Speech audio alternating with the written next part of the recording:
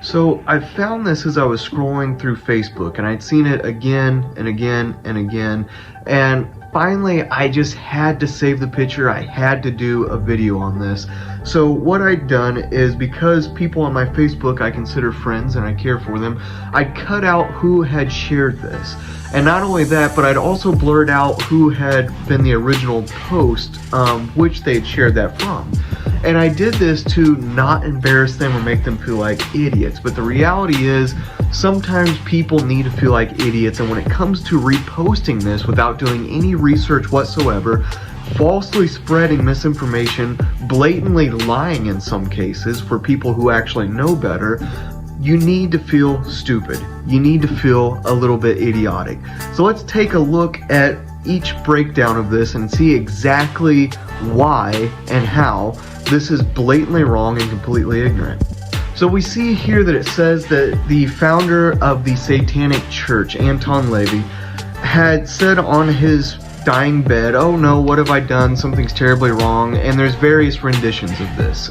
This is not the only version that is came about and circulated on the internet. There are countless different varieties of, "Oh no, what have I done with my life?" or "Oh, now that I see the truth," or "Oh God, forgive me." There's various things. But the reality is that he died of coronary issues in 1997, and right before he went to St. Mary's Hospital, which his wife had agreed to take him there because, one, it was very close and they were very noted for treating heart-related issues.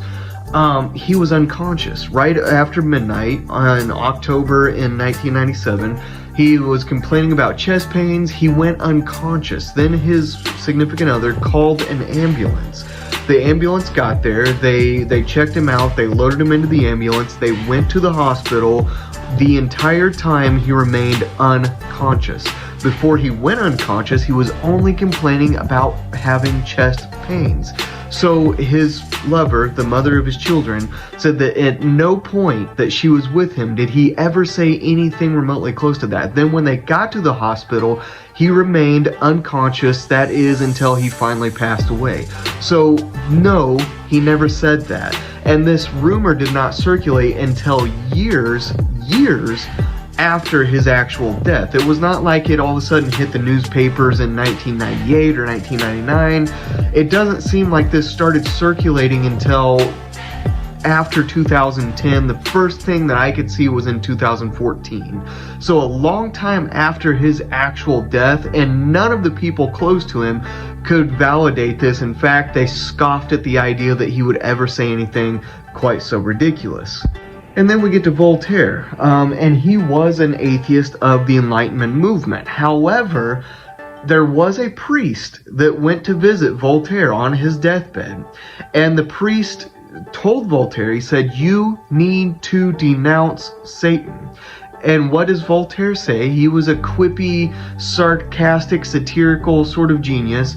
He said, "Now is not the time to be making new enemies." In other words, the priest was saying, reject Satan, renounce Satan. He says, "Nah, I don't want any more enemies right now as I'm going into the deathbed." So quite the opposite of what this post would have one believe, and comically opposite at that. And now we see David Hume, and I'm really a fan of David Hume's work. He's a distant, long past relative of mine. A very brilliant philosopher who was very much adamant in his beliefs against Christianity, even on his deathbed. He did not change his mind. He did not say, "Oh, I am in flames." None of that. If he did say he was in flames, there is philosophical arguments based on his work and quotations from his work to give credit to a philosophical aspect, a sort of poetic philosophical aspect to that.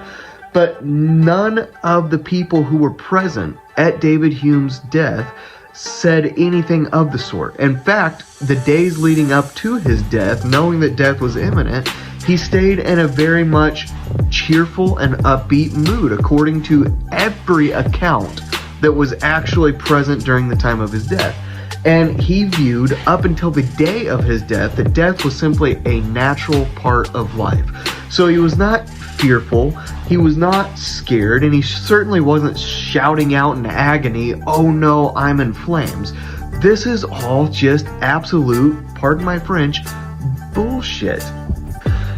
And when it comes to Thomas Scott, it's really difficult to say what his last words were. Again, there's a lot of inconsistencies around what his last words were, which make me skeptical that anybody actually knows what his last words were. But his whole life, he had a back and forth relationship with religion. He went from a deist to an atheist, from an agnostic to a Protestant to a Catholic. He was all over the place. So where he actually stood when he died, who knows? But to say that he was an atheist that converted on his deathbed is inaccurate. But my biggest pet peeve with this entire post is the fact that Christians are allowed and prone to doing this, spreading misinformation, spreading blatant lies, which is a hypocrisy because their religion and their whole moral basis teaches them not to lie and not to use mistruths and so on and so forth. But they do it if it seems to validate what they believe in. And this shows a complete indifference and disregard and disrespect for truth in and of itself. Facts do not mean anything because every testimony within this post is false. But it shows how much people will willingly spread misinformation, but not only that, but how willing they are to believe in this misinformation. None of this was true, and the slightest bit of research would discredit anything on this post, therefore rendering the entire post to be inadequate. But nobody does that. And right now we're hovering at around 10,000 shares on this post by Christians who believe in this without putting any bit of critical thought or research into what they are reposting. So we wonder how the Christian religion was formed and how people began to believe in something that might not have any ground of truth whatsoever. This post is a fine example of how such a phenomenon can and did take place.